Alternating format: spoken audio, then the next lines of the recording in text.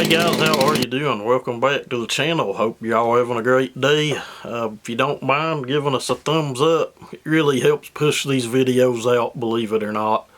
And I've noticed a lot of you have started giving us more thumbs up, and guys, we really truly appreciate it. But with that said, we've got a new piston here for Justin's 394xp. We're going to see if we can get this mess in this cylinder cleaned up.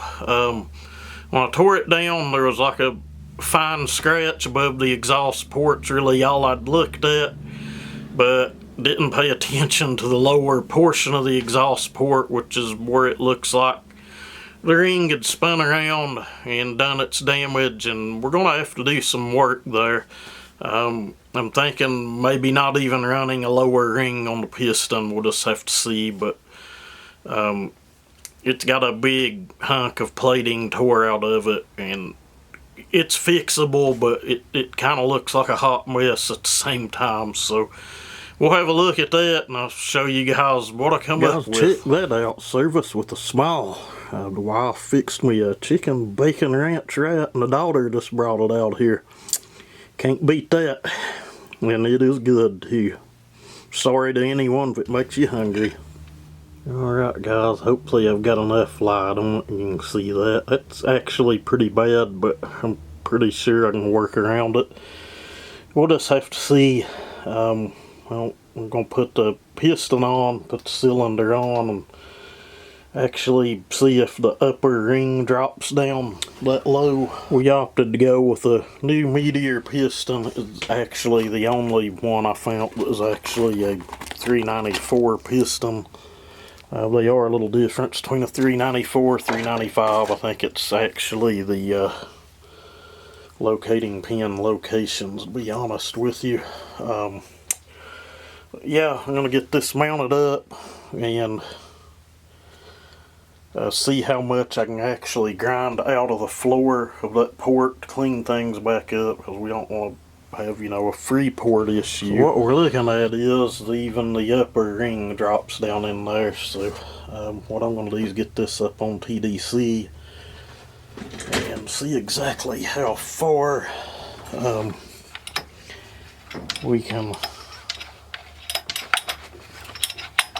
move the floor of that exhaust port to try to clean some of that chip up out of it. Okay guys, so we're a good country mile from the bottom of the piston, so there's no fear of free port on this. These pistons have a pretty long skirt anyway, so no doubt in my mind we should be able to get that cleaned up and beveled back in. Much better. If you remember, we had the scratch at the top. Like if that was transfer from the piston, you could get every bit of it out but a scratch. Basically about all you can do is try your best to blend it in. So, you know, it's going to be there. If he was to take this to a shop and they looked at it, they'd try to tell him it was blown up.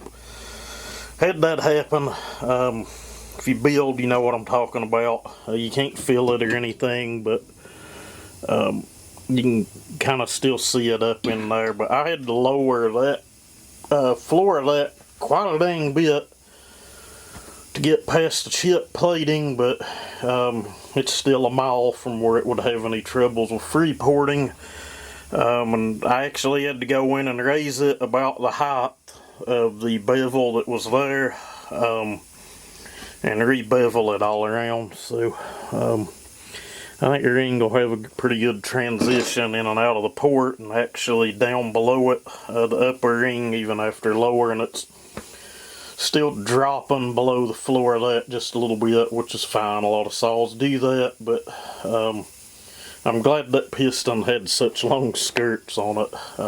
If it hadn't, I don't know, I could have just blended in where the plating had chipped and hoped for the best. But I'm going to get this thing lubed up, and I'm going to get it on the saw, and I'm going to ground it with the drill a little bit, and we'll just do a really slow break in on this one, and I'll probably keep it here while and run it. I know he's not in a hurry to get it back, just to make sure that it's good.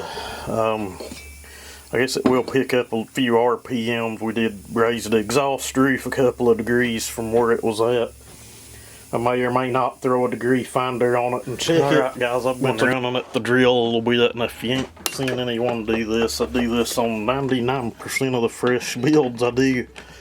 A lot of times I'll, leave the kill switch off and kind of flood them out with the choke before I start one up too, but some 2-stroke oil in it, some engine assembly lube or STP oil treatment's what I use. I've shown that in other videos, but this one's smooth as butter.